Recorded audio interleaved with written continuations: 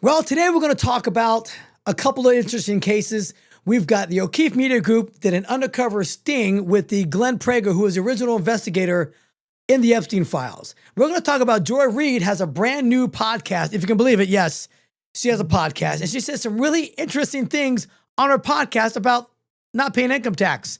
We've got the Secretary of War, Pete Hegseth, literally calling generals and admirals fat, and they need to start doing some PT. Walmart has some pretty cool-ass drones. They announced this in June of 2025, and they're going all over the place. You got to be ready for this. So stick around. You just might learn something. Well, I'm Eric T. Welcome to the Eric T. Conversation. James O'Keefe had an investigator go undercover and get introduced to Glenn Prager. Now, Glenn Prager is the original investigator for the Epstein case. Early 2000, when Jeffrey Epstein was originally got caught doing what he was doing with underage girls.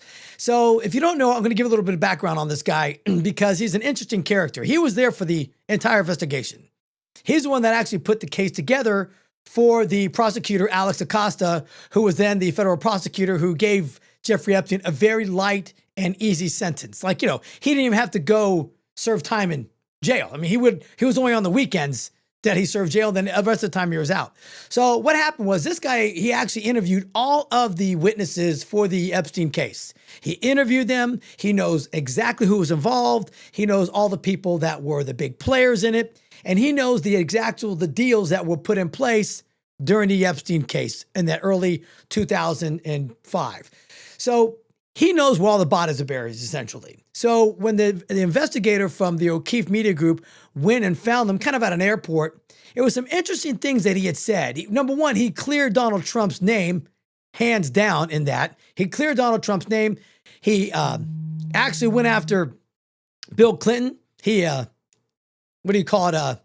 implicated Bill Clinton in the whole thing as well.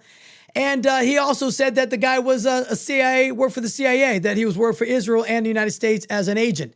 So here's a couple of things I'm going to play for you right now. That the first thing I'm going to play for you is when he was asked about Jeffrey Epstein and Donald Trump. And this is what he said about Donald Trump. Check this out. It's not talked about yet, but it'll soon come out that he was a CIA informant. He was a CIA. Or he wasn't a CIA. I think he's protecting a lot of other people. He's not protecting himself because there's nothing there, but he's protecting a lot of people. Because Trump's now saying it's a hoax of the case, like a hoax or something. I mean, come on, it's not a hoax. He's been on the plane, many times. Mm-hmm. It's just he was never on the plane with the kids. I've seen the itineraries. So as you can see there, that he basically says that Donald Trump was on the plane, that obviously wasn't any kind of hoax or anything like that, but he was on the plane, but he was never involved with any children, any incidences where they were assaulting any children. So this guy was the main investigator of the entire Epstein case in early 2000s. And he just cleared Donald Trump. So let's put the whole Donald Trump is on the Epstein files to rest. Now, we did say Donald Trump is, in fact, protecting some big players. And I probably believe that's true. I don't know that for sure. But this guy was the investigator, and he was undercover. And, I don't think him as lying about the whole case or trying to make himself look better. Was he? I don't think so. He was just having a chit-chat with a young lady at the airport, and he was confessing to all kinds of stuff. So basically what this guy did, and he talks about it in the whole case, is that Jeffrey Epstein had a lot of money. A lot of money. And these individuals, these young ladies that were involved in this, were getting paid off by the droves, okay? He was getting paid off in droves. A lot of these ladies were paid between $100,000 and $500,000 each to sing a different tune when the prosecutors were going after Jeffrey Epstein. Some of the investigators, when they found out that these girls decided to change their minds, they recanted some of their stories, even though they had filed original complaints against Jeffrey Epstein. Now, Ghislaine Maxwell, she was involved in this case because she was the one that actually perpetrated and actually went and sought out these young ladies. There's an incident that happened in Mar-a-Lago. It has nothing to do with Donald Trump, but they were in Mar-a-Lago, and this young lady worked in Mar-a-Lago. Her father kind of got her a job there. And while she was working in Mar-a-Lago, she was reading a book on massages. If you can believe that, coincidental. She was reading a book about massages. Ghislaine Maxwell approached her and said, "Hey, do you like giving massages? Do you want to be a masseuse?" The young lady was like, "Yes, I want to become a masseuse one day. So I'm reading a book on it." She goes, "Well, my client likes to get a massage. Why don't you come over? You can do massages for him, and he can give you some credentials, and he can help you probably pay for school if you want." She said, "Okay." And that's how it all started. So Ghislaine Maxwell was heavily involved in soliciting some of these young ladies. But this stuff was all pushed under the rug during the whole Epstein case in 2005. So Alex Acosta was the main perpetrator. He was a federal prosecutor. So all those guys are thinking that Pam Bondi was involved. She wasn't involved. She wasn't even a state attorney at the time. It was Alex Acosta who was a federal prosecutor. And this guy, Glenn Prager, was a federal investigator for the DOJ. So he knows all of this. Federal prosecutor, federal investigator, and this is information that these guys got. What happened was they found out that these individuals were not going to do what they said they're going to do. These people were paid off. So they're recanting all of their stories. But what he did say was pretty interesting. He told them that he said Epstein was a CIA agent. They knew that. And take a listen. This is what he says about that. It's not talked about yet, but it'll soon come out that he was a CIA informant. He was a CIA. He wasn't a CIA. It's not talked about yet, but it'll soon come out that he was a CIA informant. He was a CIA. He wasn't a CIA. It's not talked about yet, but it'll soon come out. So you can see right there, he's telling you from his investigation as a federal DOJ prosecutor or investigator, that he actually knows that Jeffrey Epstein worked for the CIA. So there's a lot of things that are going on here that we need to peel back the onions and these layers and get into the root of it. Because look, Kash Patel, Dan Bongino, these guys, before they became working for the federal government, they were talking heads, right? Now, Kash Patel did actually work for the federal government. He was with the DOJ, and he knows a lot of the inside stuff that went on. So I like him as somebody who's very credible with this information. The problem is when they get there, they find out the actual facts, and they really can't say certain things because now they know the entire story. So are some individuals that are high profile being protected? I think so, especially when they were utilizing Jeffrey Epstein to be an asset for the CIA and possibly Israel. So these are interesting things. But he did implicate Bill Clinton. Now, Bill Clinton, we all know, he was on a plane several times. He actually flew around with Jeffrey Epstein during a whole African tour for about a month. They were together. And he also implicated him and Hillary Clinton in the whole investigation. Check out what he had to say about Bill Clinton. And a rape occurred. But that can't be said for Clinton. And it can't be said for others. While the Clintons were on the plane, while Bill Clinton was on the plane, there were rapes that occurred. And a rape occurred. But that can't be said for Clinton. And it can't be said for others. While the Clintons were on the plane, while Bill Clinton was on the plane. Desperately. So you heard right there that Bill Clinton was involved when things were happening with young ladies. So why isn't this guy getting subpoenaed? Why isn't this guy having to testify in front of Congress? This is like a huge story, and no one's covering it. James O'Keefe does, because James O'Keefe is like the Superman of investigative journalism. And he's doing what the regular mainstream media, legacy media, is not doing. He's getting these facts, going after people undercover, and having them just confess to these things and the information that they know when they're not even being watched. They're just kind of spewing out to a pretty girl, not knowing they're being recorded the entire time. You can see on his briefcase, on his backpack, that he had a FBI patch on his backpack. So he's obviously a legit individual. And I read a whole book on this guy, Perversion of Justice, that he was quoted many times. And the problem with Alex Acosta, what happened, the sweetheart deal with Jeffrey Epstein, was he got a sweetheart deal. The judge that was supposed to sentence him was replaced at the very last minute. Jeffrey Epstein had a deal in place that none of the victims in this case were going to testify. So it was very strange how this deal got in place. Part of it was that I read, now this is just stuff that I read, that Hillary Clinton was going to run for president. And Bill Clinton's name was tied into Jeffrey Epstein really thick. It was a thick intertwining with Bill Clinton. They did not want Jeffrey Epstein, with that stuff coming out in 2003, 2004, to be tied with Bill Clinton because Hillary Clinton was wanting to run for president. So they helped him sweep that on the rug. I don't know if the Clintons did it in fact, but listen, let's all be real.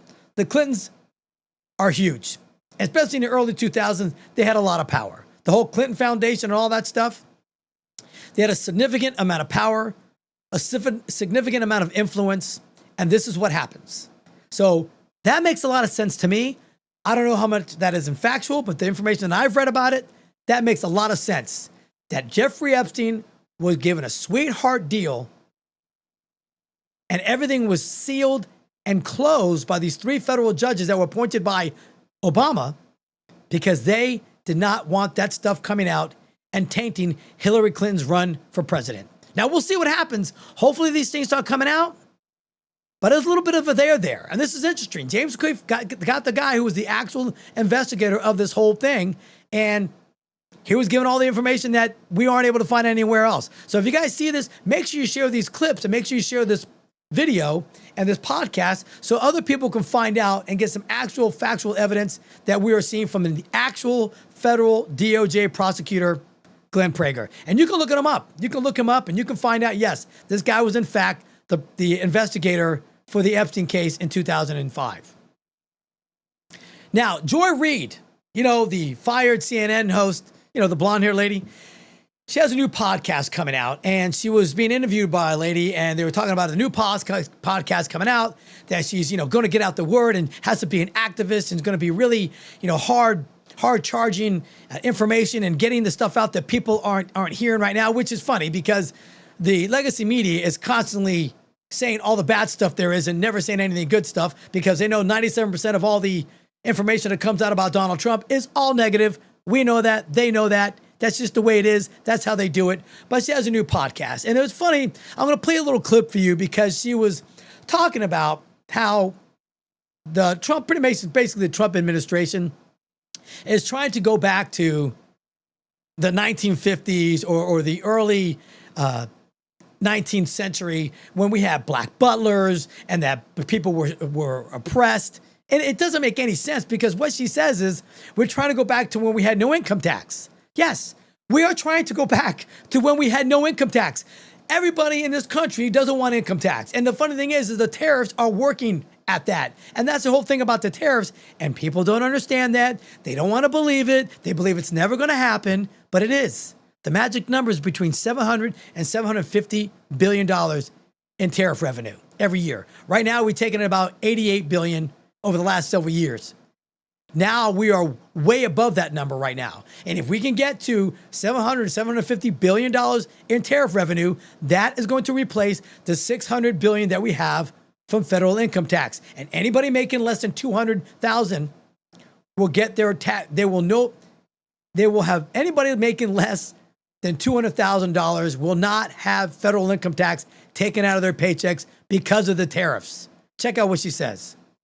They desperately want that world back, if not the 40s, 30s, or the 1890s. So the goal of trying to force the country backwards to that late 19th century or early 20th century, they're very serious about. And one of the reasons they're so serious about it is that if you go back before the 20th century, there were no income taxes, there were no regulations on business. You could earn as much money as you want, leave 100% of it to your children with no taxes. Right. That's the world they want back. And to get it back, they need society to change. They desperately want that world back, if not the 40s, 30s. She clearly says all the things that we want. Yes, we want to go back to no income tax. We want to go back where things are a lot better in this country. What's wrong with that? There's nothing wrong with that at all. And she's basically making the case for everybody that has a common brain in their head, or has any kind of common sense whatsoever, that yes, we want to go back to no income tax. And she's just spewing it right there in front of you. That's exactly what she's saying. But she's trying to spin it like we want racism back. We want to oppress the black people again and just to be a hateful nation. These people, that's all they talk about. That's all they get. That's what they're going to do to get people to watch them. But I'm telling you, the left, their shows, they suck. They never do well because they say the same rhetoric over and over and over again. It's always about racism. It's always about hate. It's always about what we're doing wrong. It's never anything good. If you watch Don Lemon on his show, it's never anything good. It's always a got you. He's trying to get people on the street saying how much they don't like Donald Trump. It's always a got you with the left. They can't get their head out of their own ass to try to say, you know what? Let's try to find some positivity with the United States and what's going on with this administration. They can't do that. They're all the cards on the table for them, and that's all they have. They're a one-trick pony. Negativity, negativity, negativity. There's nothing positive about these spins, about these left-wing media people. They sing the same shit over and over again, and they don't do anything different than that. And that's clear what she's saying. She's saying we don't want income tax. Yes, we don't want income tax. That's very clear. We're all about that. And she thinks it's a bad thing. I think that's wonderful. I think everybody that sees that clip, now there's a lot more to it. It's like a 33-minute show, but it's just a bunch of nonsense. And it's about hate. About she's going to expose it all. It's funny. So I thought you guys would enjoy that one because Joy Reid, God bless her, man. I don't think anybody's going to be watching her show. They may watch the first 3 episodes, but she ain't no Megyn Kelly. She's no Megyn Kelly. Now, the Secretary of War, Pete Hegseth, had his meeting today at Quantico, Virginia, with over 800 in attendance. We had generals, admirals, 07s and above, rear admirals, brigadier generals, and their staff were all in this meeting getting their ass chewed up. And I loved it. I literally had goosebumps watching what he said in this video. Check this out. With physical fitness and appearance. If the Secretary of War can do regular, hard PT, so can every member of our joint force. Frankly, it's tiring to look out at combat formations or really any formation and see fat troops. Likewise, it's completely unacceptable to see fat generals and admirals in the halls of the Pentagon and leading commands around the country and the world. It's a bad look. It is bad, and it's not who we are. So whether you're an airborne ranger or a chairborne ranger, a brand new private or a 4-star general, you need to meet the height and weight standards and pass your PT test. And as the chairman said, yes, there is no PT test. But today, at my direction, every member of the joint force at every rank is required to take a PT test twice a year, as well as meet height and weight requirements. I absolutely love that. I love that. He's bringing the warfighter back to the United States military, and there's nothing wrong with that. I did a live earlier today, and I did a post. Everybody was complaining about it. Of course, you get those people on TikTok because the left is all over TikTok. The bots are all over TikTok. It's insane. But they're like, oh, my God, they're worried about that, worried about shaving. Yeah, we are. A general, a 4-star general, I don't care who you are. You should be able to do PT to the minimum standards that your soldiers should be able to do. Period. Sailors, Marines, every single one of them should be able to be held to the higher standards and a E1 is supposed to have. There's nothing wrong with that. And the whole shaving, clean, yes, the shaving profile is completely blown out of proportion. Blown out of it. The regulations is very clear. And most of it because of black guys. The black guys, when they shave, they have very coarse hair. And their hair, you know, when they cut it short, sometimes it grows inside and you get ingrown hairs and they get the bumps on it, right? Folliculitis. So a lot of them get the shaving profile, but what the regulation states is the area that's you're not supposed to shave is the area that's infected. So if you're infected under here under your chin, this is where you can let the growth come out. Not a full beard. What I have on my face right now is not acceptable. It's not acceptable at all. This is a thicker beard. But you got these guys with the shaving profiles that grow beards out to here that look like DJ Khaled. It's insane. They're abusing the actual regulation. They're abusing it because the military and the leadership has turned a blind eye to what it's supposed to be like.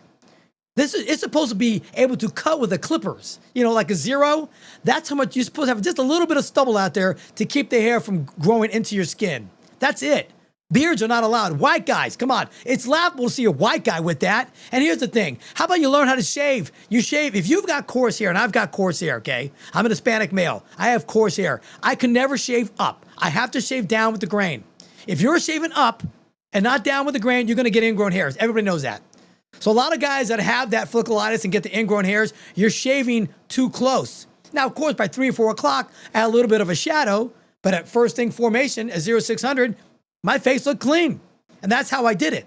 And if you don't understand how to do that, sometimes you got to get special kind of razor blades. Razor blades that have 5 blades on them. But the whole thing about that, getting in shape, shaving your face, getting the grooming standards upright, you can argue with me all you want, guys. There's a standard. There's a standard in our military. It's called uniformity. It's a uniform, right? It's all the same. Everybody's the same. You can't be in formation with a guy with a beard looks like Santa Claus, another guy with an afro, another guy with long hair and a ponytail. It's not uniformity.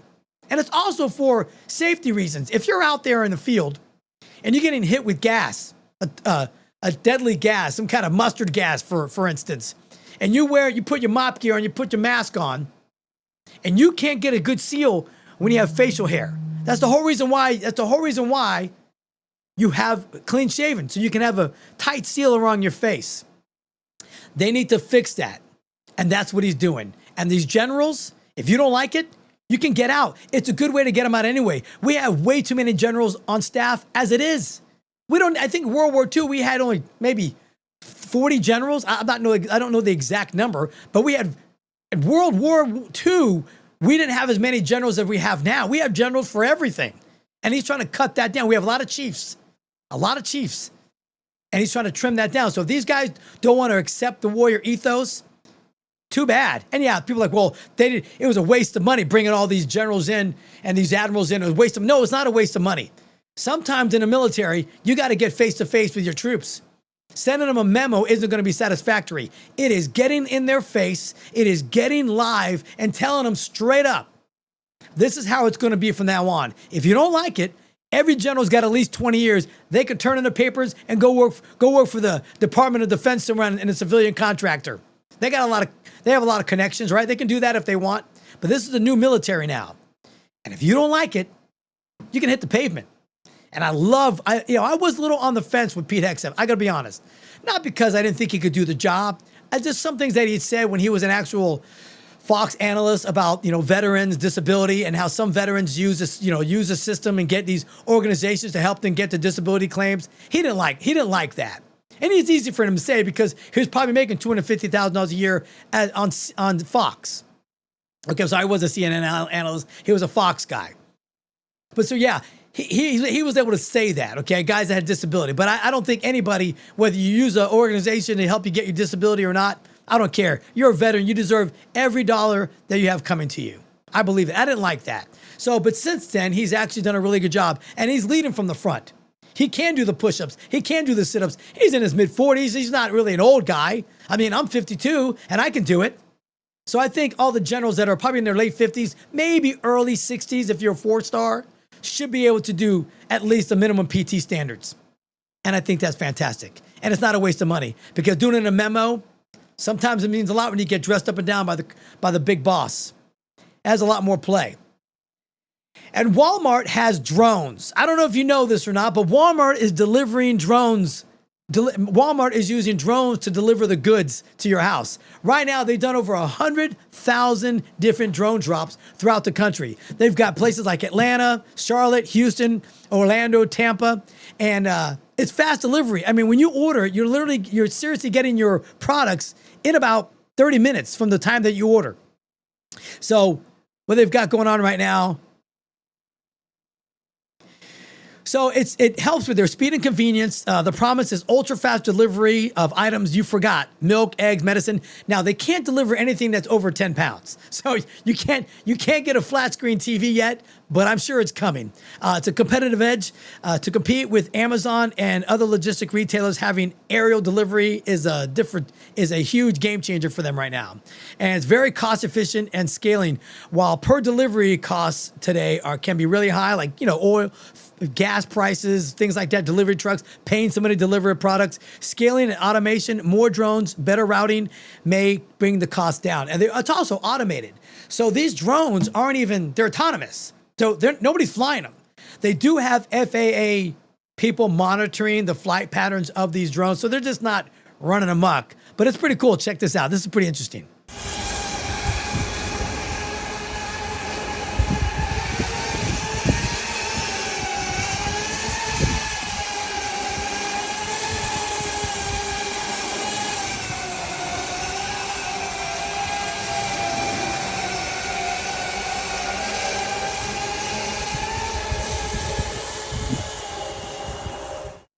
That's not the coolest thing you've seen. I think that's so cool, man. They even have them there like on a zip line or a string that they drop the parachute as they're flying over. It drops it and hangs on a parachute. I don't know if I want that flying over my head, if you're not paying attention to it. But yeah, this is a new age, guys. Cryptocurrency. Better start paying attention to cryptocurrency because that's the way you're going to be paying for things now. And now you got drones dropping off items at your house. Now, like I said, it can't be more than 10 pounds. They're still working on it. But can you imagine? You're going to look up, you're going to hear bzzz, bzzz, you're going to be buzzing. You're going to have buzzing going all over your house all day long. Just lining up, going to people's houses, dropping off products if you forget. A gallon of milk? You forget a gallon of milk? I wonder if they got to put in like a like a freezer bag or something like that to drop it off. And it's, it's within a couple of miles, like maybe I think it's 6 miles round trip. So if you live more than 3 miles away, you're not going to be able to get the drones yet, but it's coming. You're going to have drones the size of a Volkswagen dropping stuff off to you. So I'm sure probably in the next 5 to 7 years, you're going to have flat screen 86, 120-inch TVs getting dropped off at your house. Anyway, that's it for today. Thanks for joining me. I'm Eric T, the Eric T Conversation. Make sure you click, subscribe, and join the conversation. Have a good one.